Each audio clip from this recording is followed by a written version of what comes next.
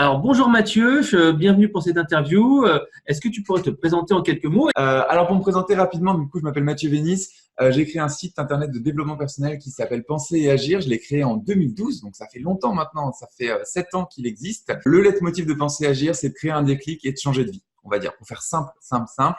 Et donc de prendre les personnes là où elles en sont et de leur faire trouver leur conception du bonheur, leur conception de la réussite et de les emmener via un chemin tracé, on va dire, je les prends par la main pour les aider à changer de vie. Et le livre, justement, dont on parle dans cette interview, c'est le résultat de ces 7 années sur Internet, mais aussi de tout ce que j'ai fait en tant que passionné de psychologie et de développement personnel depuis mes 17 ans. Donc, ça fait, si on fait le calcul, j'en ai 33 maintenant, ça fait 16 ans que je m'intéresse à la psychologie de façon très poussée.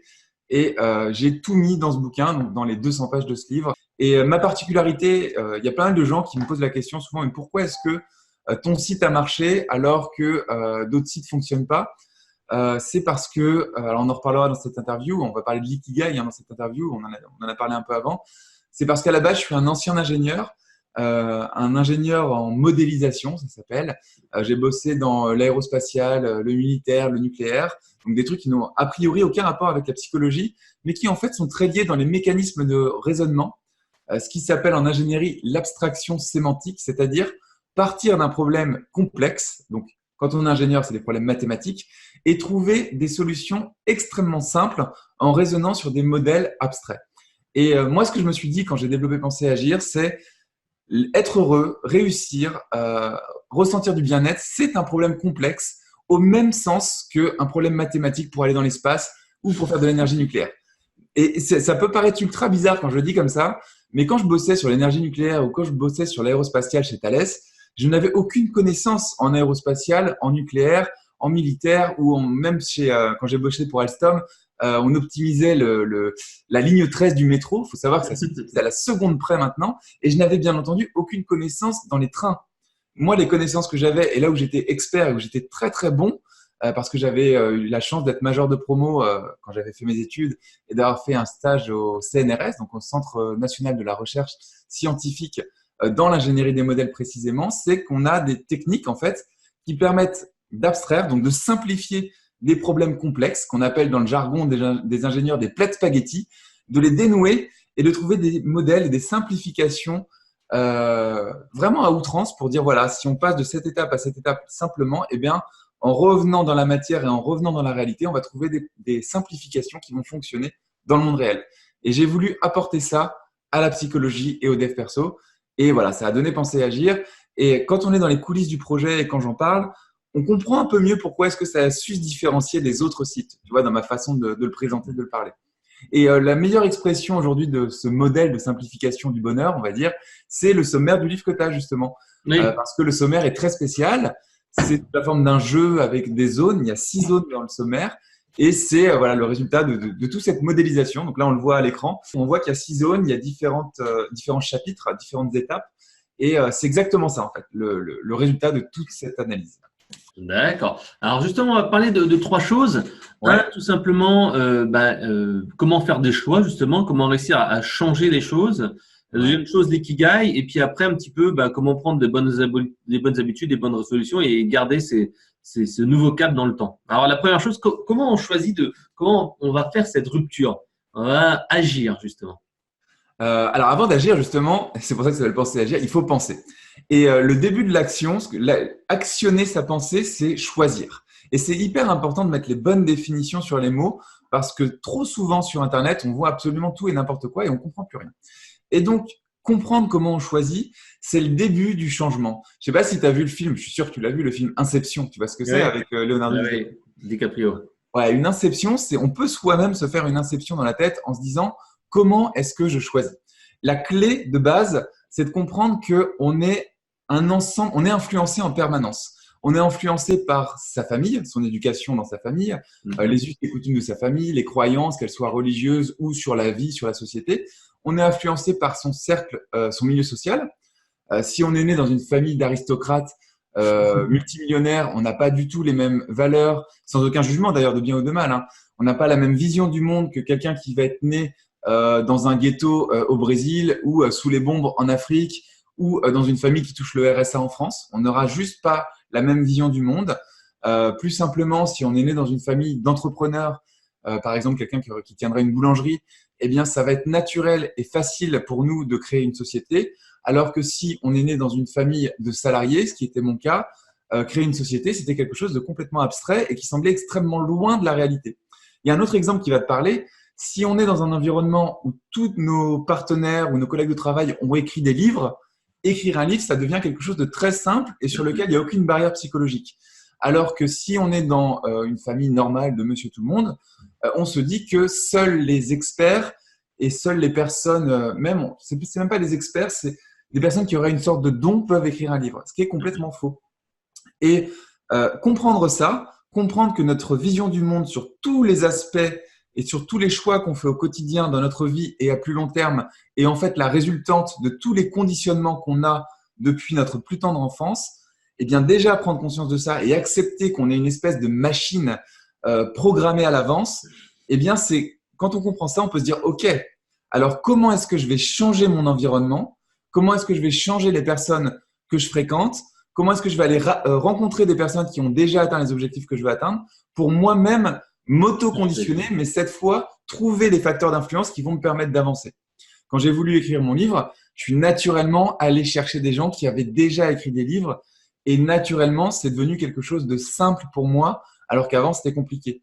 Quand j'ai voulu créer ma boîte, je suis allé naturellement chercher des gens qui avaient déjà créé leur boîte et le plus possible dans un secteur qui était proche du mien. Donc, ça devait être à cette époque-là, d'ailleurs, qu'on s'était rencontrés peut-être, qu'on avait été en lien sur… Oui, c'était même à cette époque-là, parce que je me rappelle qu'en 2013 ou 2014… ça ne rajeunit pas tout ça. Hein. Ça ne rajeunit pas, mais tu avais proposé sur Conseil Marketing… Un audit express 20 minutes. C'est ça, un 20 minutes d'audit express gratuite d'un site. Et moi, j'avais sauté sur l'occasion, j'avais dit enfin quelqu'un qui va auditer mon site et qui va le regarder.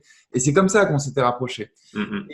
Et ces choix-là, tu vois, le choix de t'avoir contacté ce jour-là, quand tu avais envoyé un mail pour dire il y a 20 minutes d'audit gratuite, candidaté, je suis pas sûr qu'il y ait beaucoup de personnes qui avaient candidaté. Ah non, il y avait une petite dizaine, même pas, à peine. Et pourtant, j'avais plusieurs milliers d'abonnés à la news. Et c'était 100% gratuit. Ouais, et c'est ça qui est incroyable. Et sur le choix, je veux vraiment mettre en exergue ça, vous dire que ce que je dis, c'est pas ce que j'ai lu dans un livre, c'est ce que j'ai expérimenté. Et on a des preuves là-dedans et des preuves, j'en ai tous les jours.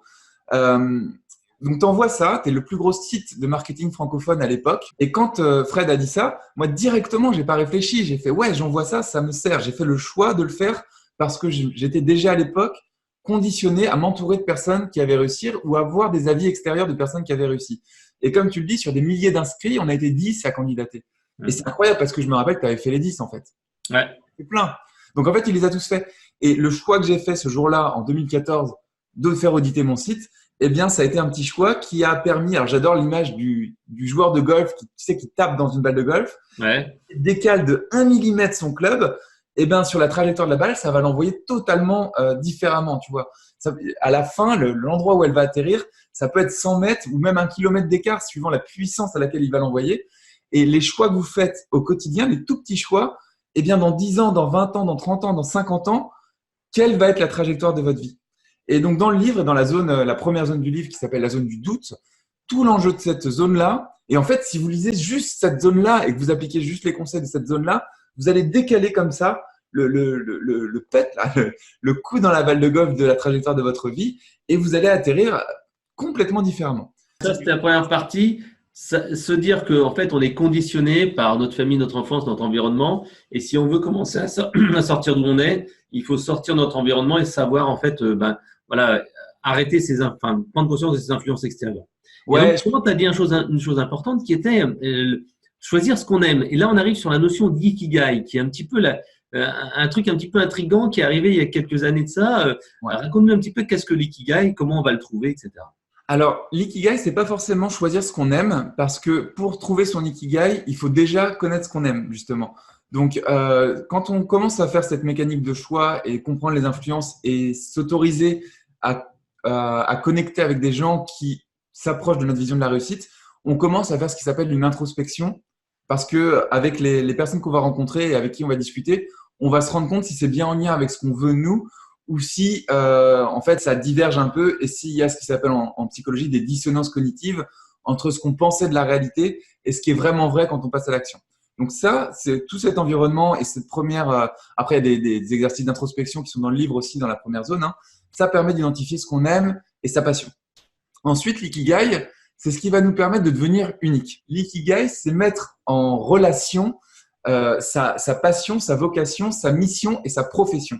Il y a, si on prend, je ne sais plus où c'est dans le livre, il y a un schéma, je vais essayer de le montrer rapidement, c'est page 72. C'est un schéma qui est très connu, hein, je ne l'ai pas inventé, vous le retrouverez sur Internet. Alors, est-ce que c'est page 72 ou pas du tout? Ouais, c'est pas loin de la page 72, ouais. Ouais, c'est page 77, je vais le mettre là. Voilà, bon, on le montre tous les deux comme ça. Voilà, c'est ça. Donc, c'est passion, vocation, profession et mission. Ça, si vous tapez Ikigai sur Internet, vous le trouverez. Hein. C'est pas du tout quelque chose que j'ai inventé. C'est les Japonais, je sais plus quelle est la personne, mais c'est au Japon qu'ils ont inventé ça. C'est un mot. Ikigai, ça signifie que chaque personne sur cette planète a une raison unique de se lever tous les matins. Si on traduit un peu mot à mot, Ikigai. La raison unique de se lever tous les matins. Et il y a une méthode qui a été faite là-dessus, qui est pour moi la meilleure, qui est donc de faire la jonction entre sa passion, sa profession, sa mission et sa vocation. Sa passion, dans mon cas, on va prendre mon exemple, c'est celui duquel je peux parler le mieux, c'était la psychologie et le dev perso. Alors, qui avait germé quand j'avais 15 ans à l'époque, qui avait germé par rapport à la séduction. J'étais quelqu'un de très, très timide. J'arrivais pas à lever la main en classe. Alors, aborder les filles, c'était encore pire qu'écrire un livre ou créer une boîte. C'était des animaux qui étaient bizarres et qui étaient loin et qui évoluaient dans le même monde que moi, mais je pouvais pas leur parler. Et au lieu de me lamenter sur mon sort, justement, j'avais déjà ces mécaniques-là parce que j'étais passionné de psychologie. Je me suis entouré de personnes qui étaient douées pour séduire des filles, les personnes de mon lycée qui avaient du succès auprès des filles. Et j'ai aussi creusé d'un point de vue psychologie sur la psychologie des rapports humains et comment est-ce qu'on discute entre êtres humains, comment est-ce qu'on se comporte et comment est-ce qu'on s'influence mutuellement, etc. J'ai lu notamment à l'époque un livre qui est génial qui s'appelle Influence et manipulation de Robert Cialdini. Ouais. Et aussi Petit traité de manipulation à l'usage des honnêtes gens de Robert Vincent Joule et Jean-Léon Beauvois, qui sont d'excellents livres. Manipulation peut faire peur, mais c'est des livres de communication et de psychologie de la communication. Et donc déjà à 15 ans, j'étais passionné de tout ça. Ensuite, ma profession. J'étais aussi passionné d'informatique, ça c'est vrai. À 15 ans, j'avais créé un site web à l'époque en programmant moi-même un site web où je partageais des blagues, de l'humour, etc., des trucs d'ado, quoi. Et donc j'étais passionné d'informatique, ce qui m'a amené à ma profession, qui était de devenir ingénieur. Et j'étais bon pour tout ce qui était logique et structure. J'étais quelqu'un de très logique, très structuré. C'est d'ailleurs aussi pour ça que j'avais des problèmes dans les relations humaines. C'est parce que dans ma tête, tout fonctionnait et tout fonctionne encore aujourd'hui comme un ordinateur. C'est A, B, C, D. Et donc, j'ai la capacité, et on a tous un truc un peu unique en soi. Toi, tu es un peu pareil que moi, Fred, d'ailleurs, là-dessus. On a tous un espèce de ce qu'on appelle le super pouvoir en développement personnel. Chacun a le sien. Ça peut être dans l'artistique, dans l'empathie, ça peut être dans la logique, comme c'est mon cas, ça peut être dans le sport. Et je pense que en passant par son super pouvoir et en l'identifiant, on peut, comme ça, en remontant et en trouvant ces concepts qui nous parlent à nous, identifier justement ce qu'est le bonheur et la psychologie. Donc ça, c'était l'aspect profession. Ensuite, il y a l'aspect mission. Mission de vie, ça va être le caractère un peu plus spirituel. Comment est-ce qu'en associant ta passion et ta profession, tu peux avoir une mission, c'est-à-dire apporter aux autres quelque chose qui va, alors on va employer l'expression japonaise, qui va améliorer le monde. C'est un peu ce que disait Gandhi. Incarner le changement que vous voulez voir dans le monde, c'est exactement ça. Qu'est-ce qui va, en mêlant ces deux trucs, te permettre d'incarner un changement pour toi, de faire les bons choix, et qui va impacter le monde à ton échelle, et ensuite agrandir ton échelle pour impacter le monde de plus en plus, et apporter du bonheur et de l'amour dans le monde. Ça, c'est donc la vocation. Et ensuite, qu'est-ce que j'ai dit? Ensuite, il y a non, c'est la mission, pardon. Et ensuite, il y a la vocation. La vocation, c'est pourquoi est-ce que les personnes, ça peut intéresser des personnes, et pourquoi est-ce que des personnes payent déjà, donnent déjà de l'argent? Parce que l'énergie qui fait fonctionner le monde aujourd'hui, quoi qu'on en dise, quelles que soient nos croyances, c'est l'argent. Et l'argent, c'est juste un outil qui peut être utilisé pour faire la guerre dans le monde ou pour répandre la paix. On peut dépolluer un océan ou le polluer. C'est exactement la même chose. L'argent, c'est comme un marteau. Avec un marteau, vous pouvez construire une maison ou la détruire. C'est la même chose. Il ne faut pas avoir de croyances négatives sur l'argent ou positives sur l'argent. Juste dire que c'est un moyen. Et c'est vachement intéressant quand on cherche son ikigai et qu'on veut en faire son projet de vie, sa mission de vie, de se dire, est-ce qu'il y a déjà des personnes qui payent des gens vis-à-vis de ce que moi, je peux offrir au monde? Et donc forcément, quand j'ai fait cette réflexion, en effet, il y a des gens qui payent des coachs, il y a des gens qui payent des psys, il y a des gens qui payent des médecins, il y a des gens qui payent, il y a tout un marché immense sur le bien-être, la psychologie, la recherche du bonheur. Il y a des films, il y a une industrie cinématographique sur la recherche du bonheur. Nous, notre génération, enfin ma génération en tout cas, c'est Fight Club, Ouais. le film de notre génération qui dénonçait le système à la recherche d'un bonheur et une notion de liberté, de bonheur qui était propre au réalisateur du film et qui est excellent et qui a changé ma vie. Et il y a d'autres films très impactants qui sont sortis la même année en 1999, notamment Matrix. D'ailleurs, le 4 qui va être tourné en 2020, moi ça me chamboule, qui était la vision de pareil, de comment est-ce qu'on se sort de la matrice, donc qui était une notion de science-fiction, mais qui est totalement réelle et qui existe, que moi je traduis en psychologie par ces conditionnements et ce qu'on appelle en programmation neurolinguistique des métaprogrammes qui sont à l'intérieur de votre tête, des connexions neuronales qui sont renforcées au fur et à mesure de votre évolution suivant vos croyances et comment est-ce qu'on va en sortir. Et tout ce que tu es en train de vivre en ce moment, c'est des épreuves que la vie t'envoie. Et c'est vachement intéressant les épreuves que la vie envoie parce que ça suscite des émotions et ces émotions permettent tout le temps de recadrer ta perception de la vie et te dire, OK, en fait, je vais peut-être arrêter de faire les mêmes choix et je vais peut-être commencer à faire des choix différents, à m'entourer de personnes différentes. Et c'est super compliqué de s'entourer de personnes différentes parce que ça peut aussi parfois être renier des amis d'enfance ou renier certains… Moins voir certaines personnes. Parce que comme tu Ouais, disais, si tu n'as que des amis qui sont salariés et que tu veux monter ta boîte, forcément, et ils vont pas être là pour te soutenir, t'aider, te donner des conseils. Ils seront plutôt à dire, pour te protéger, même toi-même, ils veulent pas t'embêter, mais ils veulent être sûrs que tu n'aies pas de problème parce qu'ils se disent, ah, ça va être compliqué ce que tu vas faire. c'est ça. C'est justement, tu as employé le bon mot dans le livre sur la zone 1. Justement, là, on est encore dans la zone du doute. Il y a un chapitre sur la gestion des critiques et il y a 4 profils de personnes qui critiquent les gens. Et dans ces 4 profils, il y a les protecteurs. Et les protecteurs, c'est la famille, les amis, c'est les gens qui nous veulent du bien. Et ces gens-là nous font des conseils dans leur vision du monde qui sont bons pour eux, ils veulent vraiment nous aider. Mais en fait, ces personnes-là n'ont pas notre vision du monde et ne sont pas passées par les mêmes étapes pour nous accompagner à la réussite et à l'incarnation de notre ikigai. Donc, toutes ces personnes qui vous veulent du bien, vous veulent vraiment du bien, mais il va falloir apprendre à s'en éloigner ou du moins à dire ce que je dis dans le bouquin, c'est on a le droit de pas être d'accord, mais on peut boire une bonne bière ensemble, quoi.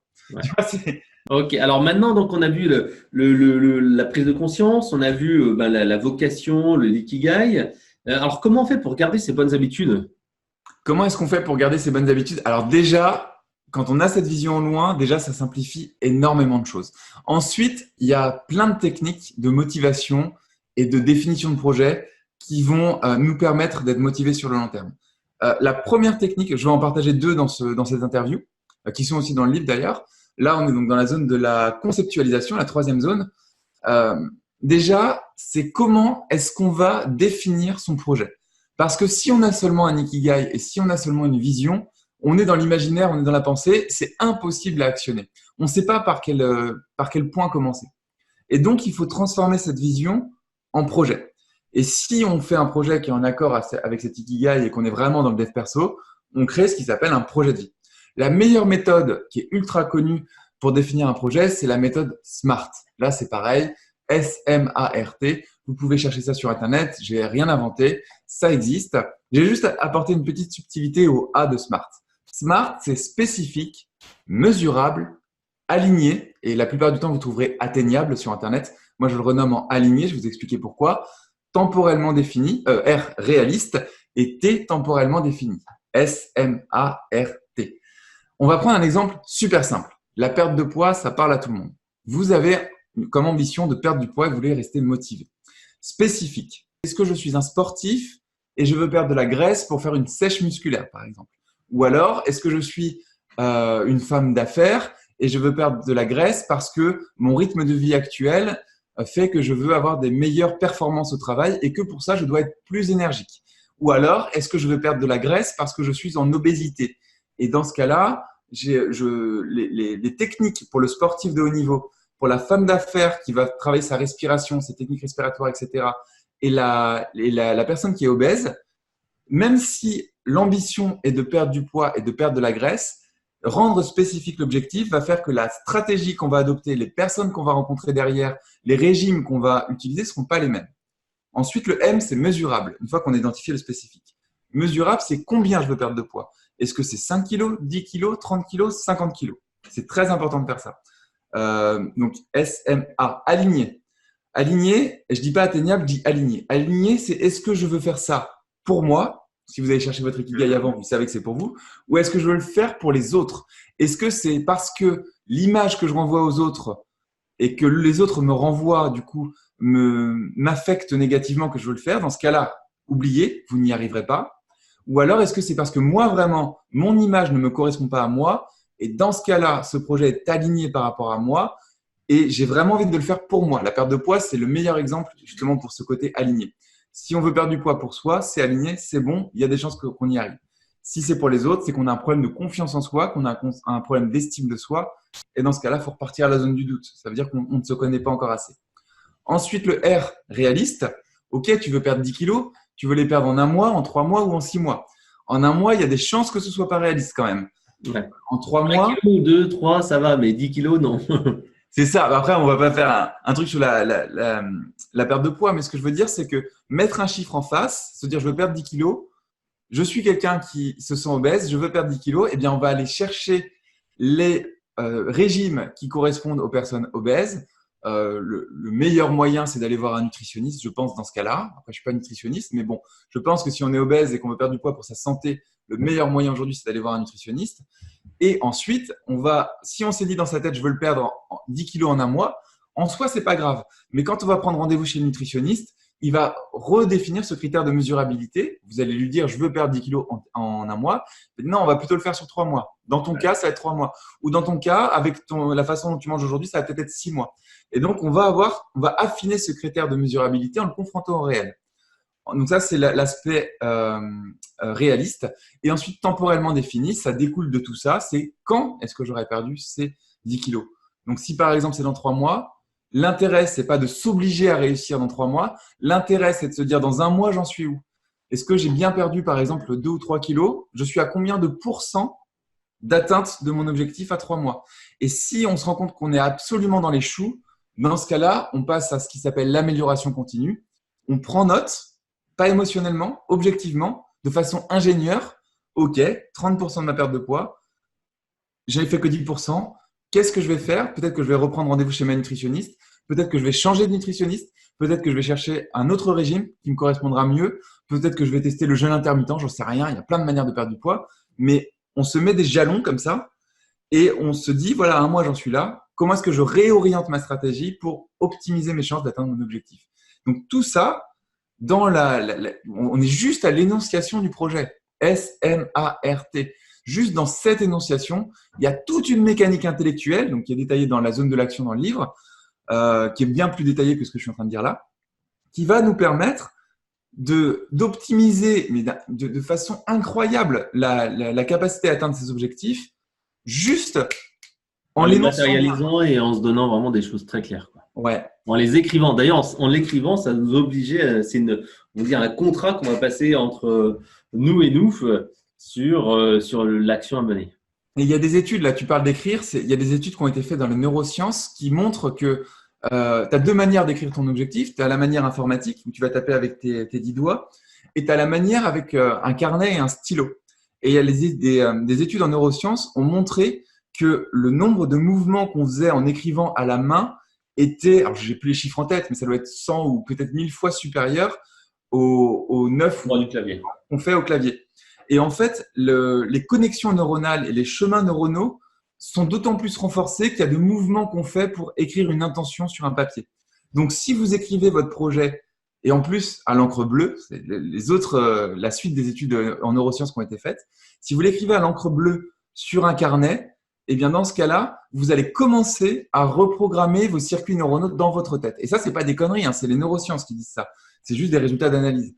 Donc, si vous, au lieu d'écrire vos objectifs, alors vraiment les objectifs qui sont importants pour vous, hein, vous les écrivez dans un carnet à l'encre bleue et à la main, vous avez beaucoup plus de chances de reprogrammer votre inconscient que si vous l'écrivez informatiquement. Et si tu le signes, c'est encore mieux. Si tu le montres à tes copains et t'en parles à tes amis, tu as la pression sociale et tu as encore plus de chances d'y arriver. Bah là, du coup, on est dans la zone 4 du livre, donc la zone de l'action, où il y a les 5 mécanismes qui sont pour entretenir la motivation. Et donc, c'est ce que tu viens de dire. Il y a l'engagement personnel qui est donc du coup de le signer Moi, dans le livre, je dis de se mettre face à la glace avec la main sur le cœur, en mode solennel et de répéter 10 fois son projet. Ça paraît hyper bizarre quand on le fait la première fois. Mais Mais oui, je l'avais lu dans un bouquin, je crois que c'était pas Millionnaire Story ou je ne sais quoi. C'est un bouquin qui est justement sur comment dépasser ses croyances face ouais. à l'argent. Et c'est vrai, il dit, bah, mettez-vous devant une glace et répétez un truc. Et c'est vrai que je me dis, mais c'est totalement bizarre, totalement américain. Je l'ai fait une fois ou deux et c'est vrai que ça fait un peu bizarre.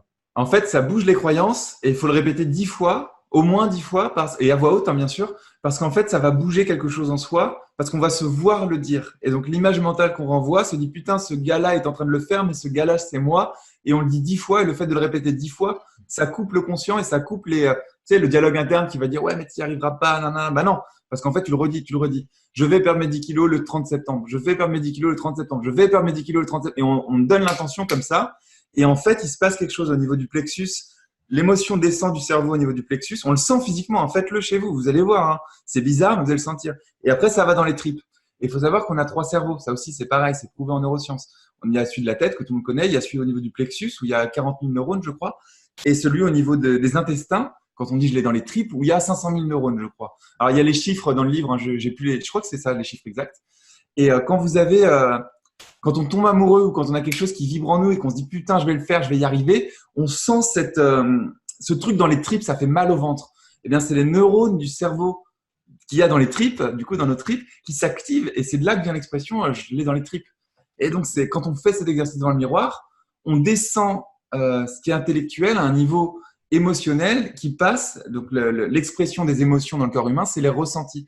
Donc, qui passe au niveau du plexus et au niveau du trip. Et c'est comme ça qu'on influence ces métaprogrammes dont on parlait au début dans la zone du doute. Alors, la deuxième chose, on a parlé tout à l'heure du premier élément. Le deuxième élément, donc, pour cette partie de tenir les routines, donc, tu m'as dit smarter, hein, smarter. Smart, ouais, smart, ouais. Et le deuxième point, c'est quoi? La motivation à long terme. Alors, sur la motivation, il y a une clé à comprendre, vraiment très importante. Il y a une mode quand on regarde les vidéos YouTube ou les blogs de dev perso sur Internet, où on voit des personnes qui vivent dans des endroits paradisiaques et qui semblent, parce qu'ils ne le sont pas, je les ai rencontrés, qui semblent motivés en permanence. La première étape pour être motivé sur le long terme, c'est de comprendre que personne, mais vraiment personne au monde, et même les sportifs de haut niveau, j'en ai rencontré certains, des personnes qui ont eu des performances à très très haut niveau, ils souffrent quand ils vont, par exemple les nageurs professionnels vont souffrir parfois le matin en allant à la piscine. C'est pas forcément une partie de plaisir. Donc ils ont des baisses de motivation. Donc pour rester motivé à long terme, il faut déjà accepter que toutes les personnes, tous les individus sur cette planète ont des baisses de motivation. Ça c'est la première chose. La deuxième chose, c'est ce que j'ai appelé les 3 tests dans le livre. C'est le test de la passion, le test de l'échec et le test de la persévérance. Il y a un moment, quand on entreprend quelque chose, on va être sujet à faire des tâches administratives ou des tâches un peu rébarbatives. Et ça, il y a ça dans tous les types de projets, des trucs un petit peu chiants. Si jamais vous passez pas cette étape-là, ça veut dire que vous devez retourner à l'ikigai, vous devez trouver votre passion, vous devez retourner à l'introspection. C'est-à-dire que vous n'avez pas trouvé le truc qui vous fait vibrer à 5 ans, à 10 ans, à 20 ans. Qu'est-ce que vous voulez faire de votre vie? Ensuite, il y a le test de l'échec. Quand vous allez passer un peu ces aspects administratifs et un peu chiants, ces activités redondantes, vous allez commencer à passer à l'action et vous allez échouer. C'est normal. La seule façon d'apprendre dans la vie, c'est d'échouer. C'est de tenter quelque chose, de ne pas réussir et de se dire, OK, qu'est-ce qui n'a pas fonctionné et d'en tirer un enseignement pour réessayer en faisant des hypothèses différentes. Si jamais l'échec, pour vous, il est fatal, il est définitif, ça veut dire que vous n'avez pas encore reconsidéré l'échec. C'est-à-dire que vous pensez que échouer, c'est quelque chose qui est sur votre identité. Ça veut dire que si vous pensez quand vous ratez que c'est parce que vous êtes nul, ça veut dire que vous avez identifié que vos capacités à faire quelque chose étaient le reflet de votre identité à vous et que vous étiez nul pour faire quelque chose. Ça veut dire que là, vous devez lire le chapitre qui est dans mon livre qui s'appelle « Embrasser l'échec » qui fait la distinction entre les capacités à faire quelque chose, c'est-à-dire est-ce que vous avez les compétences pour faire quelque chose et votre identité. Si vous voulez créer un site web, vous allez commencer, vous allez rater, le site va bugger, vous n'allez pas réussir à envoyer les fichiers sur un serveur FTP, vous ne savez même pas ce que c'est qu'un serveur FTP. Et vous allez avoir 2 choix. Vous dire, je n'ai pas les capacités pour faire ça, c'est pour ça que j'ai échoué. Et dans ce cas-là, je vais trouver la formation qui va me permettre d'acquérir des compétences pour réussir. Ou alors, vous allez vous dire, je suis nul Et Et là, c'est la t'arrêtes et mauvaise jettes solution. l'éponge. Mais c'est vrai que c'est ce qu'il disait. La différence entre les gens qui réussissent ou qui échouent dans la vie, c'était leur capacité en fait à accepter de ne pas avoir un résultat tout de suite. Mais derrière tout ça aussi sur la peur de l'échec, c'est décorréler ses compétences actuelles de son identité. On n'est jamais nul par rapport à quelque chose qu'on a raté. La seule information que renvoie la réalité sur quelque chose qui a raté, c'est qu'on n'a pas les compétences pour le faire. Et ensuite, il y a le troisième test qui s'appelle le test de la persévérance. C'est qu'à un moment dans votre vie, il va y avoir quelque chose qui s'appelle la fatalité qui va vous arriver de l'extérieur. Ça peut être un truc très grave et ça vous arrivera, ça m'arrivera, ça arrive à tout le monde, ça m'est déjà arrivé. Moi, je m'étais bloqué le dos, hernie discale, etc. Il y a plein de choses qui peuvent arriver. Ça peut être le décès d'un proche aussi, ça peut être une rupture amoureuse, ça peut être un licenciement, un truc qui vient de l'extérieur, voilà, licenciement économique. Et ça vous tombe dessus, vous pouvez rien y faire parce que vous pouvez pas maîtriser le monde extérieur, en tout cas pas dans sa globalité. Donc, vous allez avoir un défi que la vie va vous envoyer. Et à ce moment-là, vous allez avoir une période de deuil qui va durer entre une semaine, 2 semaines, 3 semaines, un mois, et qui va pas beaucoup s'étendre. Et si à ce moment-là, c'est votre projet qui vous fait sortir du deuil, c'est-à-dire que à un moment, vous allez vous réveiller, vous dire, OK, ça fait un mois que je vais pas bien, j'avais le droit de pas aller bien parce que c'était quelque chose de douloureux et j'ai le droit d'être malheureux à ce moment-là et c'est normal. Mais maintenant, ça suffit parce que le projet que j'ai mis en place, il est beaucoup plus important et il y a des gens qui en ont besoin et moi, j'ai besoin de faire ça pour m'épanouir et maintenant, j'arrête d'être triste et je remonte en selle. Alors là, vous avez la clé que vous allez être motivé à vie et sur le long terme. Donc, la différence que je voulais faire là-dessus, c'est si vous voulez être motivé à long terme, n'essayez pas d'être motivé en permanence. Ayez plutôt ce schéma des 3 tests. Ayez plutôt cette façon de raisonner sur l'identité et les compétences, sur les tâches administratives et est-ce que ça me parle vraiment, et sur cette fatalité et est-ce que le projet est plus important que ma tristesse. Et en passant petit à petit dans ces étapes-là, en les observant parce que vous avez le modèle à l'avance, tout l'enjeu de ce livre-là, c'est de vous donner le modèle de réussite avant que vous y soyez confronté pour vous y préparer. Alors, donc, si tu veux nous dire quelques mots encore sur ton livre, parce que là, ça fait, je pense, quasiment une demi-heure, 1 heure qu'on discute ensemble.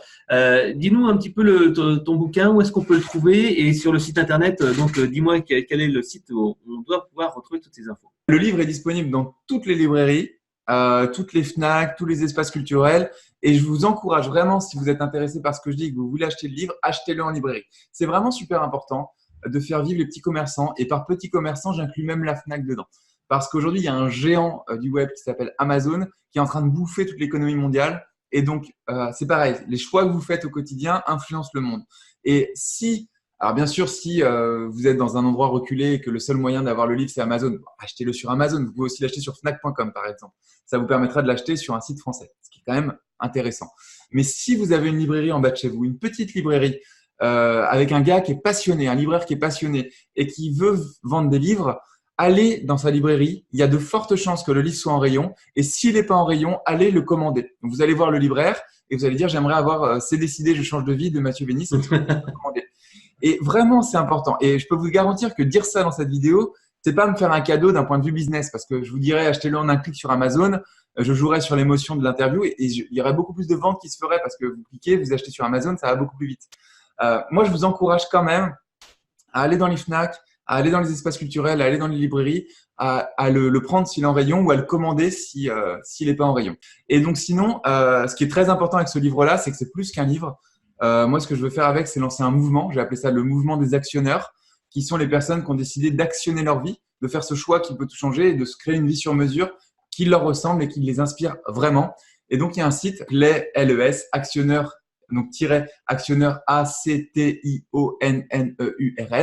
Et en fait, sur cette page-là, il y aura peut-être cette interview que je partagerai d'ailleurs.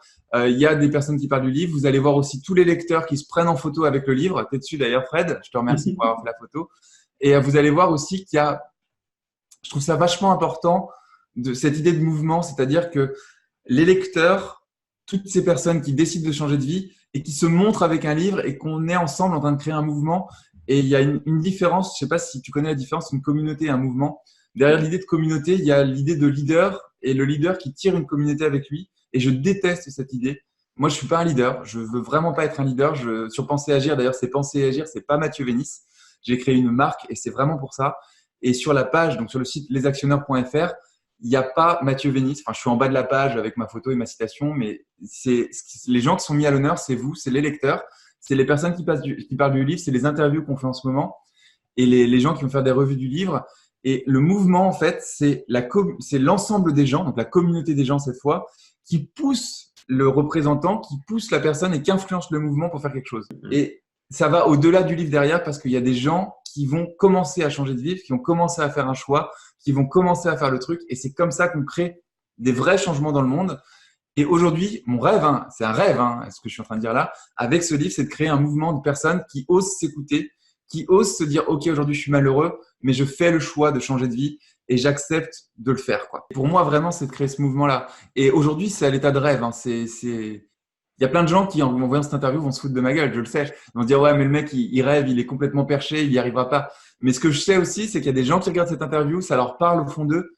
Et même s'ils n'achètent pas le livre, ils vont peut-être partager l'interview et ils vont transmettre le message. Et c'est ça le plus important pour moi. Et c'est à ça que sert ce livre, à rien d'autre.